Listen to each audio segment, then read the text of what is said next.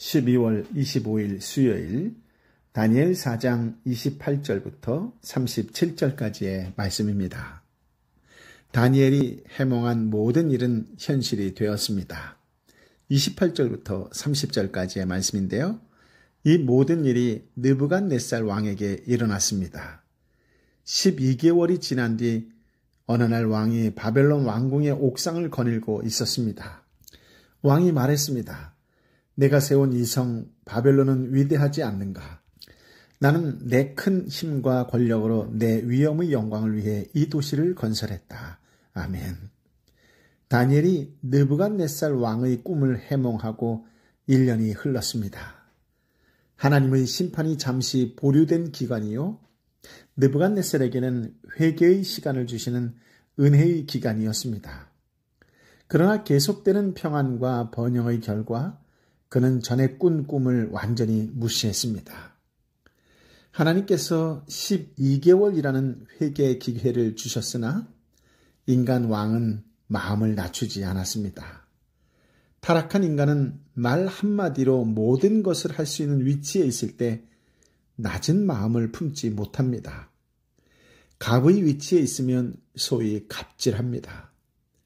사람을 아래로 보는 데 익숙해서 자기 뜻을 거역할 때 쉽게 난폭해집니다. 만사가 자기를 중심으로 움직이니 겸비하기가 무척 어렵지요. 어느 날 왕은 바벨론궁 옥상을 산책하다가 자신에게 도취되었습니다. 내가 세운 이 성 바벨론은 위대하지 않는가? 나는 내 큰 힘과 권력으로 내 위엄의 영광을 위해 이 도시를 건설했다. 이 문장에서 나라는 단어가 거듭 반복됩니다.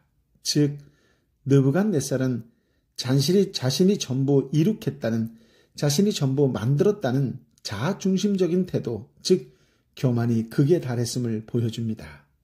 느부갓네살은 다니엘을 통해 해몽의 기적을 체험했습니다. 다니엘이 세 친구를 통해 불구덩이, 즉 불가마 기적도 체험했습니다. 하지만 기적은 바른 신앙을 낳지 못합니다. 하나님의 권능에 압도당한 두려움도 바른 신앙을 낳지 못합니다. 역사가 헤로도투스는 바벨론 성벽의 규모를 기록으로 남겼는데요. 대략 높이 90m, 두께 26.5m, 길이 95km라고 합니다. 고고학자 로베르트 콜데바이는 1899년부터 18년 동안 바벨론 유적을 발굴했어요. 이라크 유프라테스 강변 시날 평지의 폐허에서 발굴한 바벨론 성의 위용은 대단했습니다. 내성과 외성을 각각 이중으로 쌓고 강물을 끌어들여 해자를 만든 이 성 둘레의 연못을 만든 난공불락의 철웅성이었지요.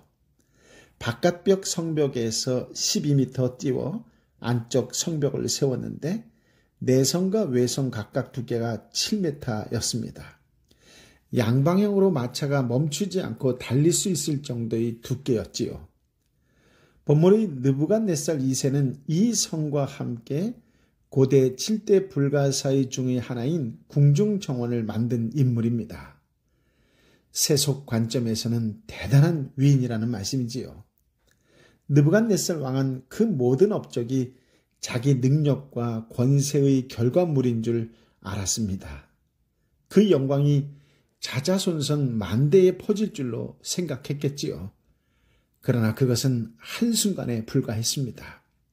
31절부터 33절까지의 말씀인데요. 함께 읽겠습니다. 그 말이 왕의 입에서 떨어지기도 전에 하늘에서 소리가 내려왔습니다. 느부갓네살아, 느부갓네살 왕아, 너에게 선언한다. 이 나라의 왕의 자리는 너에게서 떠났다. 너는 사람들에게서 쫓겨나서 들짐승과 함께 살며 소처럼 풀을 먹을 것이다. 너가 이렇게 7대를 지내고 나면 높고 높으신 분이 인간 나라를 다스리시고 누구든지 그분이 원하시는 사람에게 그 나라를 주신다는 것을 알게 될 것이다. 바로 그때 느부갓네살에게 말씀하신 것이 이루어졌습니다. 그는 사람들에게 쫓겨나 소처럼 풀을 먹었습니다. 그 몸은 하늘 이슬에 젖었고 머리털은 독수리 깃털처럼 길었으며 손톱은 새 발톱처럼 자라났습니다. 아멘. 왕이 말을 다 마치기도 전에 하늘에서 형벌을 선고하는 소리가 들렸어요. 너에게 선언한다. 이 나라의 왕의 자리는 너에게서 떠났다. 너는 사람들에게 쫓겨나서 들짐승과 함께 살며 소처럼 풀을 먹을 것이다. 너가 이렇게 7대를 지내고 라고 선고된 말씀은 곧바로 집행되었습니다. 그리고 왕은 즉시 쫓겨나 짐승처럼 지냈습니다. 그런데 여기서 이 말의 의미가 좀 모호합니다. 자신을 동물로 여기는 정신질환에 걸렸다고 해석하는 학자들도 있고 반란이 일어나서 쫓겨나 야인처럼 지냈다고 복귀했다는 해석도 있습니다. 어찌되었든 느부갓네살은 자신의 병이든 타인에 의해서든 왕의 자리에서 내려와 들판에 머물러야 했습니다. 모든 사람에게 칭송을 듣고 인간 가운데 가장 영광스러운 존재가 이제 인간 축에도 들지 못하는 짐승의 위치에까지 떨어진 것입니다. 그리고 형벌 기간도 7년인지 7달인지 불확실합니다. 그러나 확실한 것이 하나 있습니다. 그것은 하나님께서 느부갓네살에게 벌을 내리신 목적입니다. 높고 높으신 분이 인간 나라를 다스리시고 누구든지 그분이 원하시는 사람에게 그 나라를 주신다는 것을 알게 하기 위해서입니다. 우리가 여기서 꼭 주의하고 주목해야 할 것은 인간 왕의 세부 행적보다 주목할 것은 형벌의 목적이라고 하는 것입니다. 사실 인간왕 느부갓네살이 정신병에 걸렸던 아니면 왕궁에서 쫓겨나 야인이 되었던 그것은 그다지 중요하지 않습니다. 왜 하나님께서 느부갓네살에게 벌을 내리신 것일까? 그 목적이 중요한 것이지요. 또한 형벌을 통해 회개를 촉구하시는 하나님의 마음도 주목해야 합니다. 34절부터 36절까지의 말씀인데요. 함께 읽어볼까요? 정해진 기간이 지나 나 느부갓네살은 하늘을 우러러 눈을 들었다. 그때 나는 제정신이 돌아와 높고 높으신 분께 감사하고 영원히 살아계시는 그분을 찬양하고 영광을 드렸다. 그분의 다스리심은 영원할 것이며 그분의 나라는 영원히 계속될 것이다. 그분은 세상에 사는 모든 사람들을 아무것도 아닌 것처럼 여기시고 하늘의 군대와 세상에 사는 사람들에게 그분의 뜻대로 행하신다. 어느 누구도 그분의 손을 막을 수 없고 무슨 일을 이렇게 하느냐라고 말할 수 없다. 내가 제 정신이 든 바로 그 순간 내 나라의 명예와 위엄과 권력이 내게 회복됐다. 내 보좌관들과 관리들이 나를 찾았고 내가 내 나라를 회복하게 됐으며 더 큰 권력이 나에게 더해졌다. 아멘. 하나님께서 정해진 기간이 지나자 인간 왕 느부갓네살은 하늘을 우러러 봅니다. 그때 느부갓네살은 제 정신이 돌아왔습니다. 즉 총명이 회복됩니다. 느부갓네살은 높고 높으신 분께 감사하고 영원히 살아계시는 그분을 찬양하고 영광을 드렸습니다. 그분의 다스리심, 즉 통치하심은 영원할 것이며 그분의 나라는 영원히 계속될 것이라고 인정합니다. 자아도취되어 교만했던 모습과 크게 다르지요. 느부갓네살은 하나님만이 세상에 사는 모든 사람들을 아무것도 아닌 것처럼 여기시고 하늘의 군대와 세상에 사는 사람들에게 그분의 뜻대로 행하시는 분인 줄 알았습니다. 세속의 어떤 권세자도 그분의 손을 막을 수 없고 혹은 무슨 일을 이렇게 하느냐라고 말할 수 없다라고 하는 것을 인정합니다. 인간왕 느부갓네살은 하나님을 찬양하는 동시에 그의 정신 총명이 돌아왔습니다.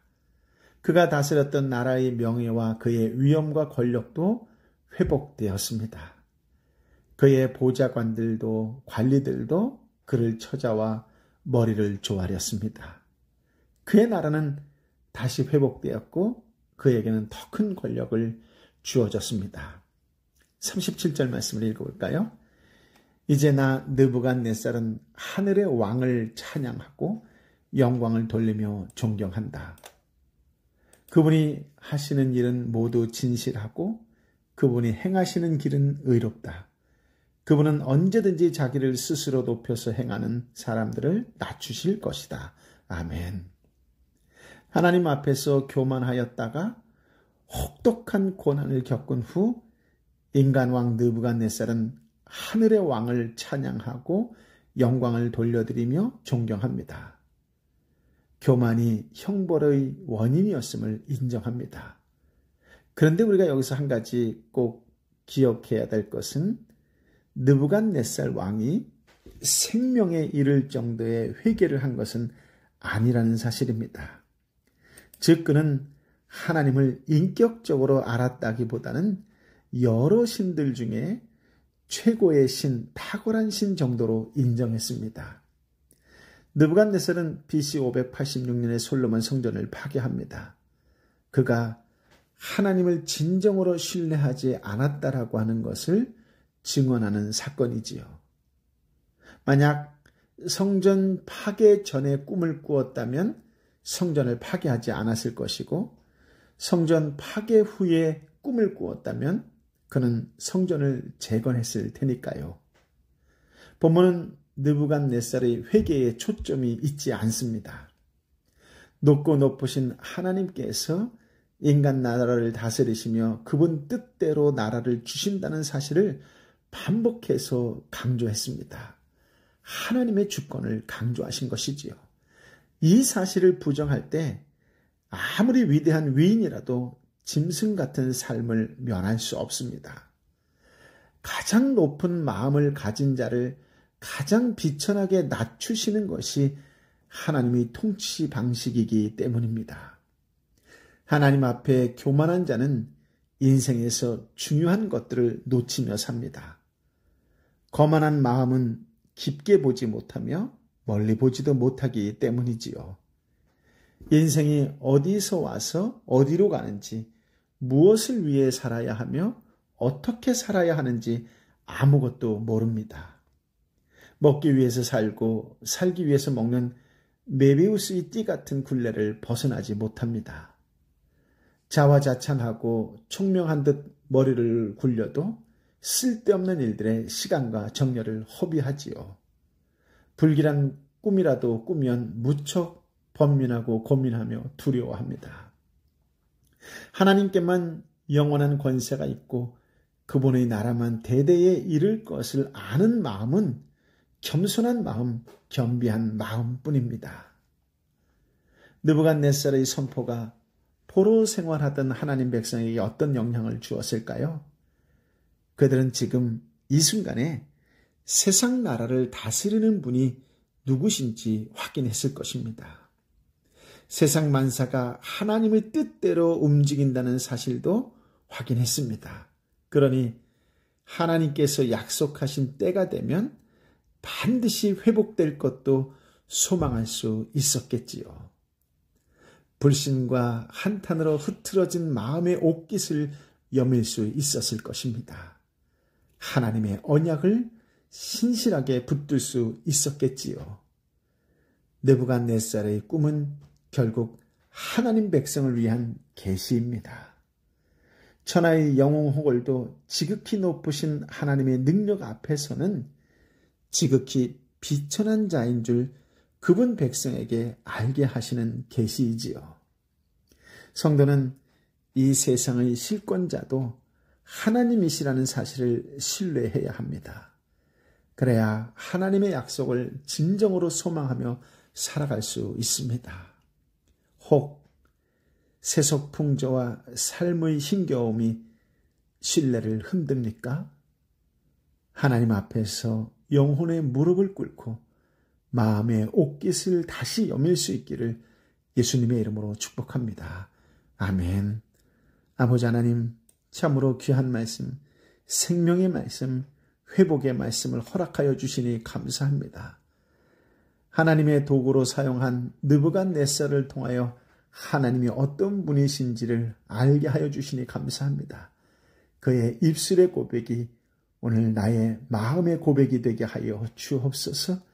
이 땅에 모든 것을 다스리시는 분은 오직 하나님이시라고 내 마음으로 선포하고 내 입술로 고백할 수 있는 믿음의 사람이 되게 하여 주시어서 하나님을 온전히 만난 자의 고백, 인격적으로 만난 자의 삶을 살아가는 은혜의 인생 되게 하여 주옵소서.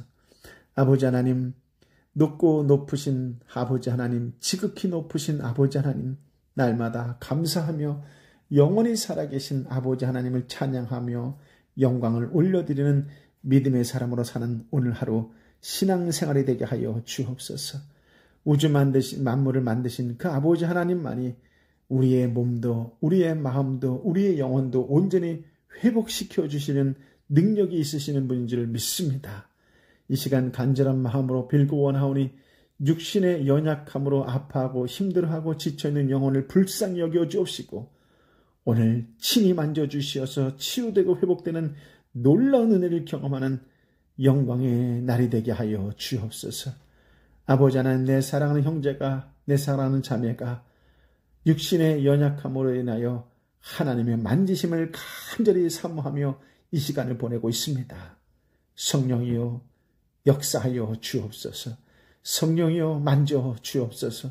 저들의 심령이 평안으로 가득 차고 넘치는 은총을 더하여 주옵시고 그렇게 시작된 마음의 평안이 육신의 평안으로 하나님 옮겨가서 온 몸과 마음이 주 예수 그리스도의 이름으로 회복되는 역사를 체험하는 이 시간 되게 하여 주옵소서.